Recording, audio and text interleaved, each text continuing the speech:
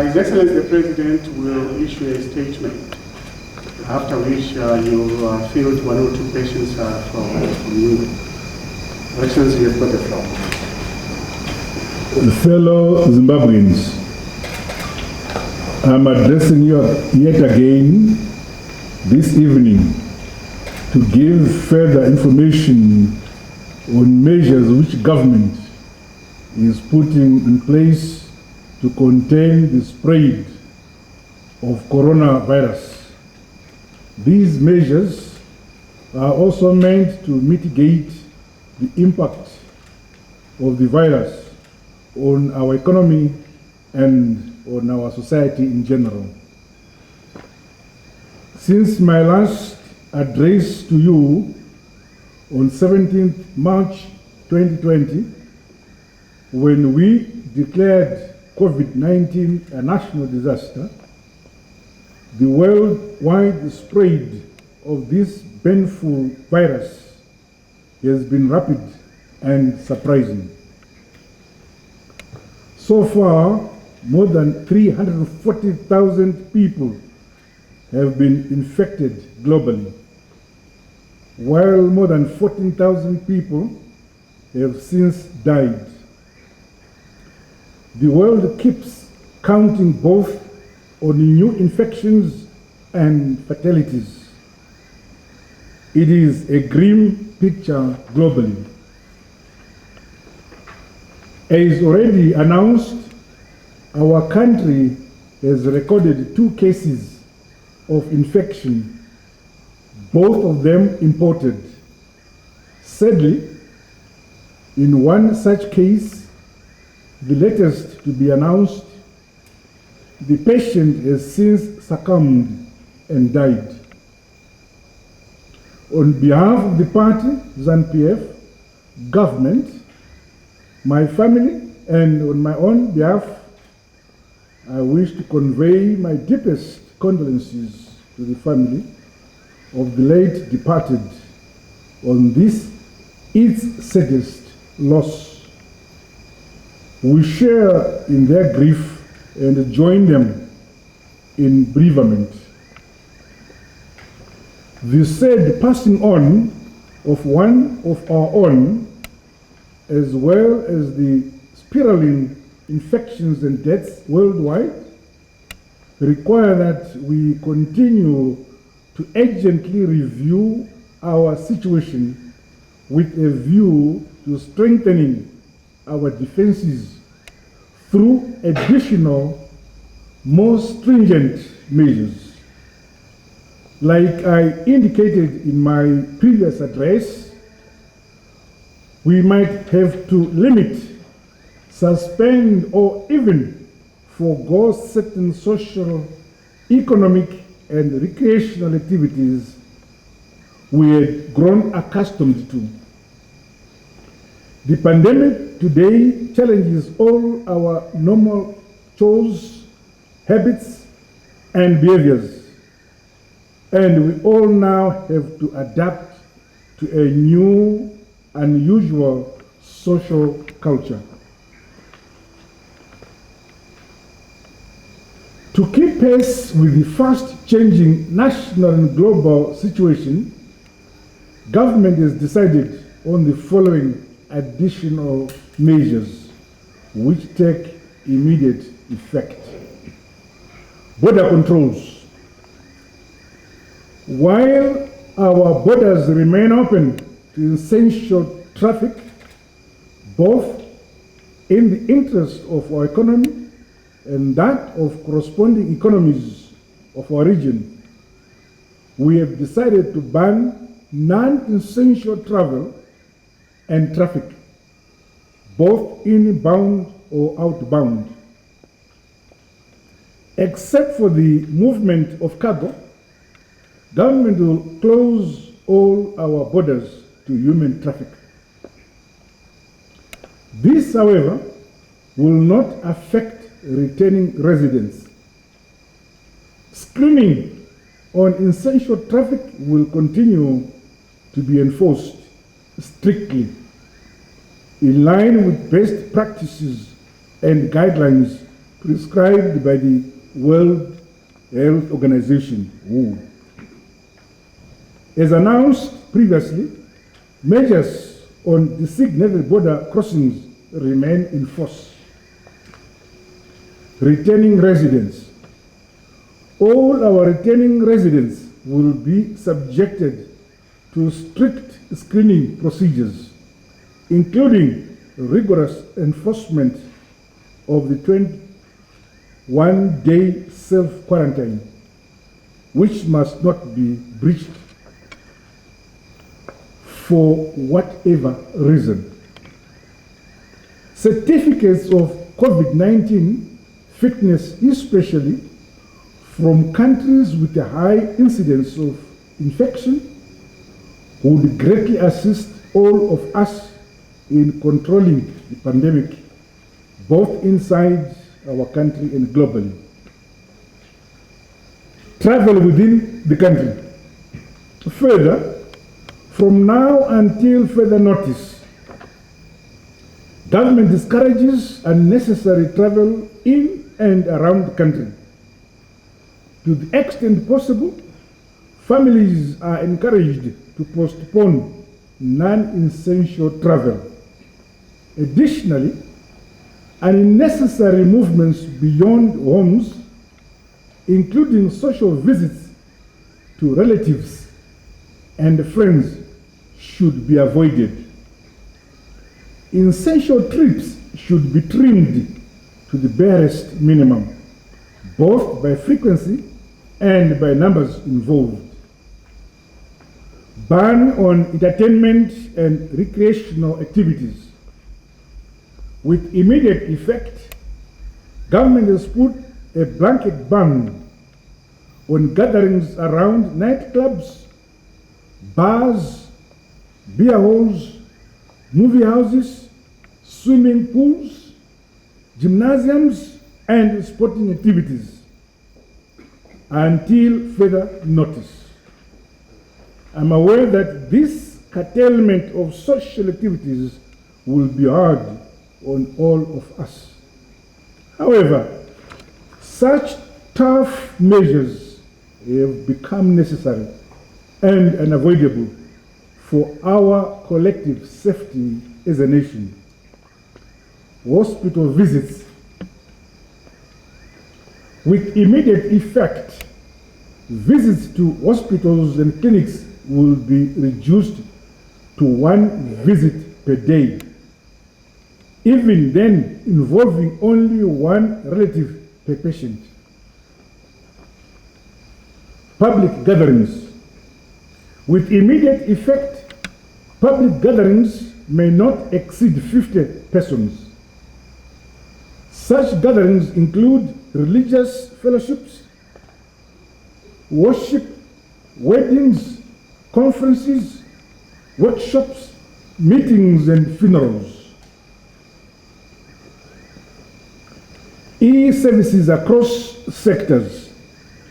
Wherever possible, government is encouraging automated electronic services in order to minimize human contact and interface. This is particularly important in dispensing essential services such as banking, payment of utilities, and other services for which online options are available. Informal markets. While government will not at this stage close down informal markets, citizens are encouraged to limit their visits to such markets and, in any case, to reduce the numbers involved as well as frequencies to these markets. Health personnel, security personnel, and other volunteer workers will be deployed in these markets to enhance screening services. Members of the public are thus urged to assist any such measures and processes. mass transits and commuter services. All transport operators are encouraged to comply with public health measures, which government will be announcing shortly. All for the safety of commuters. These include screening on points of embarkation and occasional decontamination operations targeting public vehicles and depots. Given the high multiplier nature of COVID-19,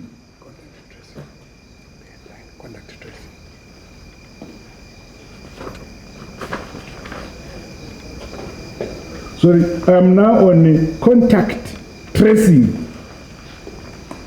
Given the high multiplier nature of COVID-19, control and containment measures largely depend on our ability to track down and account for all persons who may have come in close contact with an infected person. Members of the public, and especially families, are required to cooperate with the health personnel and law enforcement agencies deployed on such tracing operations.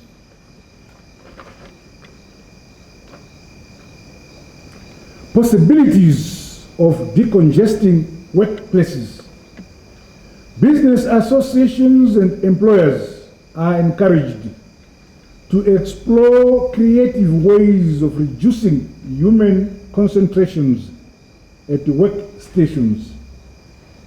Additionally, they are also being encouraged to observe safe social distancing parameters as set out by World Health Organization. Wherever possible, non-essential staff or even essential staff whose services can be efficiently rendered from home should be encouraged to take turns to work or to serve from home, respectively.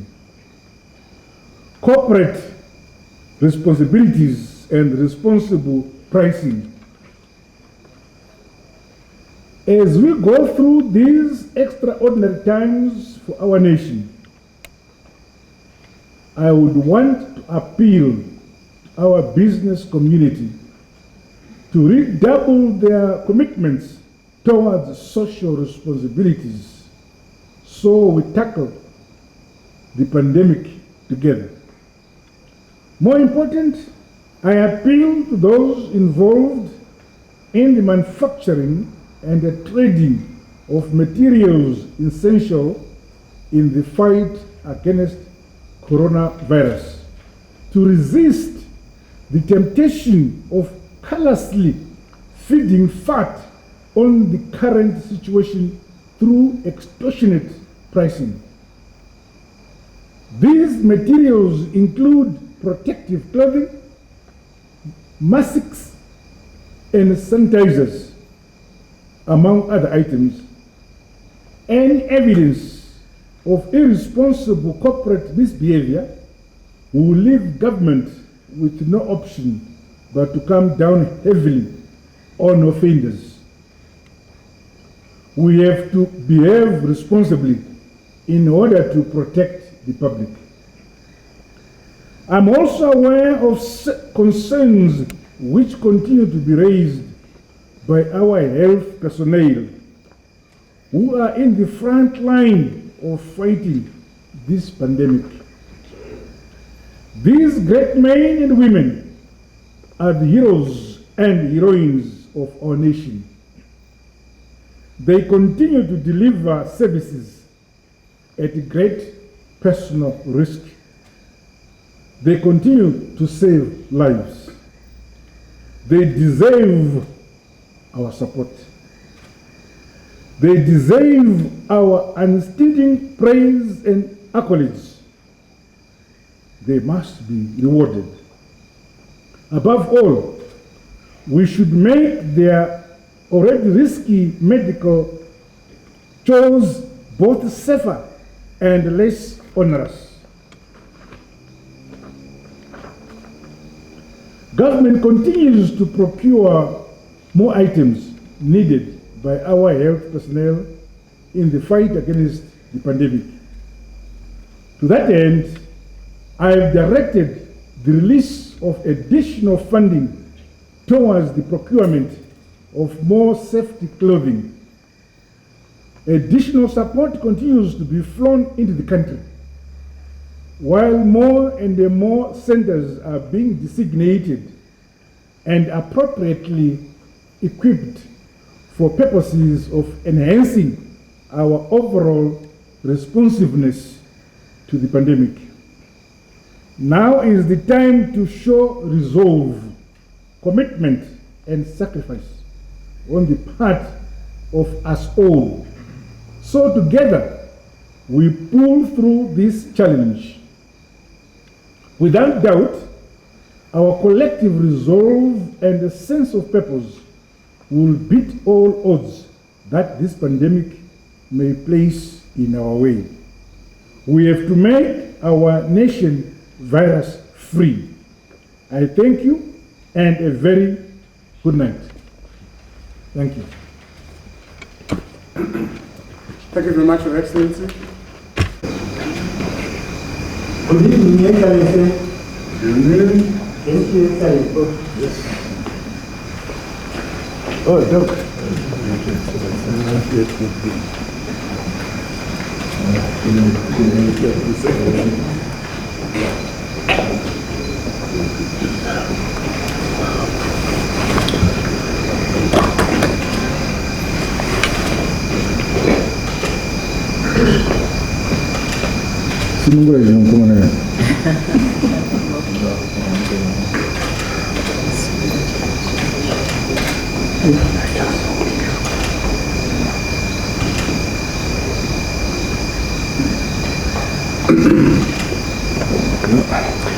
Your Excellency, the President, Honorable Minister of Health and Child Care, representative of the World Health Organization, Secretary for Health and Child Care, staff from the Ministry's Epidemiological Department, ladies and gentlemen of the media, good evening.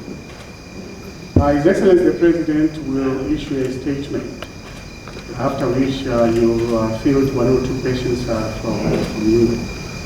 Your Excellency, you've got the floor. Fellow Zimbabweans, I'm addressing you yet again this evening to give further information on measures which government is putting in place to contain the spread of coronavirus. These measures are also meant to mitigate the impact of the virus on our economy and on our society in general. Since my last address to you on 17th March 2020, when we declared COVID-19 a national disaster, the worldwide spread of this painful virus has been rapid and surprising. So far, more than 340,000 people have been infected globally, while more than 14,000 people have since died. The world keeps counting both on new infections and fatalities. It is a grim picture globally. As already announced, our country has recorded 2 cases of infection, both of them imported. Sadly, in one such case, the latest to be announced, the patient has since succumbed and died. On behalf of the party, ZANU-PF, government, my family, and on my own behalf, I wish to convey my deepest condolences to the family of the late departed on this its saddest loss. We share in their grief and join them in bereavement. The sad passing on of one of our own, as well as the spiraling infections and deaths worldwide, require that we continue to urgently review our situation with a view to strengthening our defenses through additional, more stringent measures. Like I indicated in my previous address, we might have to limit, suspend, or even forego certain social, economic, and recreational activities we had grown accustomed to. The pandemic today challenges all our normal chores, habits, and behaviors, and we all now have to adapt to a new, unusual social culture. To keep pace with the fast-changing national and global situation, government has decided on the following additional measures which take immediate effect. Border controls. While our borders remain open to essential traffic, both in the interest of our economy and that of corresponding economies of our region, we have decided to ban non-essential travel and traffic, both inbound or outbound. Except for the movement of cargo, government will close all our borders to human traffic. This, however, will not affect returning residents. Screening on essential traffic will continue to be enforced strictly in line with best practices and guidelines prescribed by the World Health Organization, WHO. As announced previously, measures on designated border crossings remain in force. Returning residents. All our returning residents will be subjected to strict screening procedures, including rigorous enforcement of the 21-day self-quarantine, which must not be breached for whatever reason. Certificates of COVID-19 fitness, especially from countries with a high incidence of infection, would greatly assist all of us in controlling the pandemic, both inside our country and globally. Travel within the country. Further, from now until further notice, government discourages unnecessary travel in and around the country. To the extent possible, families are encouraged to postpone non-essential travel. Additionally, unnecessary movements beyond homes, including social visits to relatives and friends, should be avoided. Essential trips should be trimmed to the barest minimum, both by frequency and by numbers involved. Ban on entertainment and recreational activities. With immediate effect, government has put a blanket ban on gatherings around nightclubs, bars, beer halls, movie houses, swimming pools, gymnasiums, and sporting activities until further notice. I'm aware that this curtailment of social activities will be hard on all of us. However, such tough measures have become necessary and unavoidable for our collective safety as a nation. Hospital visits with immediate effect, visits to hospitals and clinics will be reduced to 1 visit per day, even then involving only 1 relative per patient. Public gatherings. With immediate effect, public gatherings may not exceed 50 persons. Such gatherings include religious fellowships, worship, weddings, conferences, workshops, meetings, and funerals. E-services across sectors. Wherever possible, government is encouraging automated electronic services in order to minimize human contact and interface. This is particularly important in dispensing essential services such as banking, payment of utilities, and other services for which online options are available. Informal markets.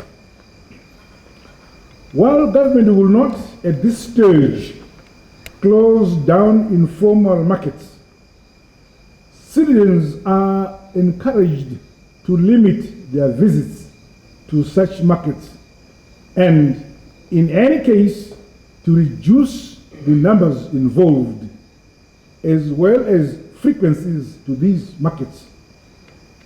Health personnel, security personnel, and other volunteer workers will be deployed in these markets to enhance screening services.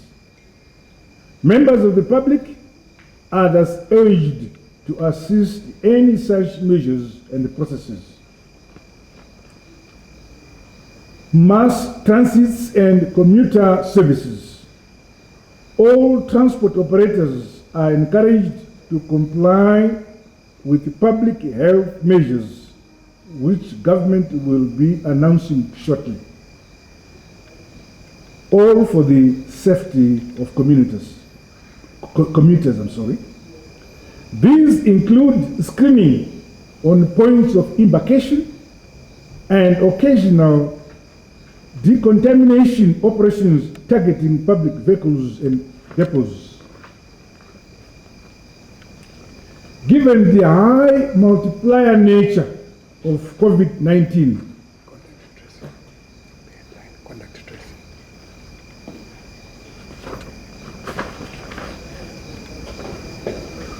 I'm now on contact tracing.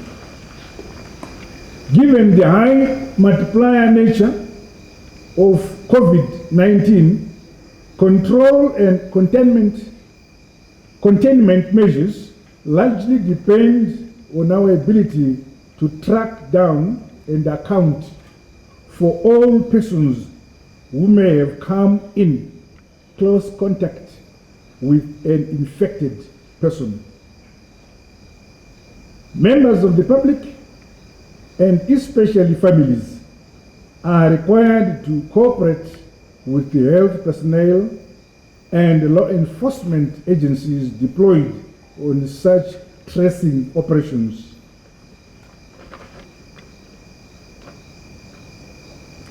Possibilities of decongesting workplaces. Business associations and employers are encouraged to explore creative ways of reducing human concentrations at workstations. Additionally, they are also being encouraged to observe safe social distancing parameters as set out by World Health Organization. Wherever possible, non-essential staff or even essential staff whose services can be efficiently rendered from home should be encouraged to take turns to work or to serve from home, respectively. Corporate responsibilities and responsible pricing. As we go through these extraordinary times for our nation, I would want to appeal to our business community to redouble their commitments towards social responsibilities so we tackle the pandemic together. More important, I appeal to those involved in the manufacturing and the trading of materials essential in the fight against coronavirus to resist the temptation of callously feeding fat on the current situation through extortionate pricing. These materials include protective clothing, masks, and sanitizers, among other items.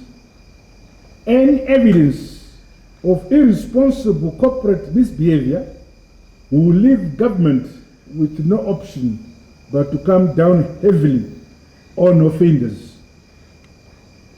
We have to behave responsibly in order to protect the public. I'm also aware of concerns which continue to be raised by our health personnel who are in the front line of fighting this pandemic. These great men and women are the heroes and heroines of our nation. They continue to deliver services at great personal risk. They continue to save lives. They deserve our support. They deserve our unstinting praise and accolades. They must be rewarded. Above all, we should make their already risky medical chores both safer and less onerous. Government continues to procure more items needed by our health personnel in the fight against the pandemic. To that end, I have directed the release of additional funding towards the procurement of more safety clothing. Additional support continues to be flown into the country, while more and more centers are being designated and appropriately equipped for purposes of enhancing our overall responsiveness to the pandemic. Now is the time to show resolve, commitment, and sacrifice on the part of us all. So together, we pull through this challenge. Without doubt, our collective resolve and a sense of purpose will beat all odds that this pandemic may place in our way. We have to make our nation virus-free. I thank you and a very good night. Thank you. Thank you very much, Your Excellency.